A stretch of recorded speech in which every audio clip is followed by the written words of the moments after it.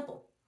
We should all be following God, not getting into relationships until he approves of the relationships and then getting married. There was no relationships in the Bible where it was like Adam and Eve met, then they dated for like 2 years, had Cain and Abel, and then they got engaged and was engaged for like 10 years, and then they got married. That's not how it goes in any of the Bible stories. All of them start with, he found him a wife, and then they came of whatever child. They start off getting married. Marriage is not the last thing you do. It's the first thing you do. We need to get back to that. The enemy has taken down masculinity, every kind of masculine toxic for the sake of the feminine ones so they can feel comfortable. He's taking away relationships and marriage. So now nobody wants to get married because nobody wants to commit. The reason why people don't want to commit to God, because they want to be able to continue to sin. So people don't want to get married so they can continue to be whatever they want. They don't want to have commitment and be forced to actually be a good person to nobody.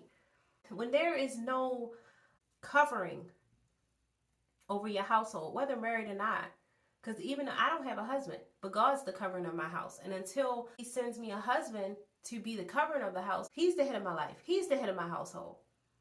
If there's no covering over your house, that means anything can get in.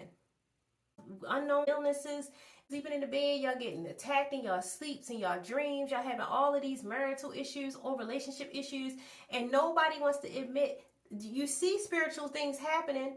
You know something was holding you down last night, you don't know what it was, and you couldn't even speak. You know that you seen something black roaming around in your room that looked like a little black monster. You know that you've been having nightmares. You know that you've been feeling these weird things, but nobody wants to admit to spiritual things being real. So you ignore it or just say it was a bad dream or it was a nightmare or just that. No, you are being attacked. And it's because you don't have a covering. You just sleeping with each other and y'all think y'all just supposed to sleep in the same bed. I was in that lie. Being with a man, you've been with him for 6-7 years. You know he ain't going nowhere. And he like, yeah, you my wife already. We don't need to get married. I already look at you, my wife. And we're like, oh yeah, he called me his wife. So now you feel special. But you're not his actual wife. So the moment he feels like he done, the moment you make him mad, the moment you're not giving him what he wants, the moment he don't want you no more, the moment y'all have an argument, whatever it is, he can just walk away and be like, what, you not my wife? And he always has an excuse to give you the bare minimum. He always has an excuse not to do because you're not quite his wife yet. And if he's not willing to make you his wife yet, that means he doesn't see you as his wife. Just because he's saying that you his wife, that don't mean he actually see you. If he really wanted to make a wife of you, he would actually make a wife of you, not just a mother of you. Having a baby with a person is very easy. I know, it's easy. That's the easy part. Maybe running from commitment like a fire.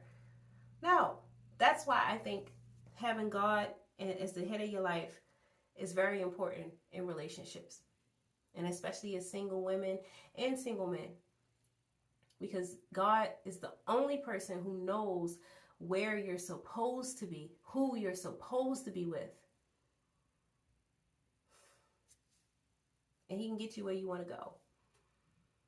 And then once you get together, your house will be peaceful.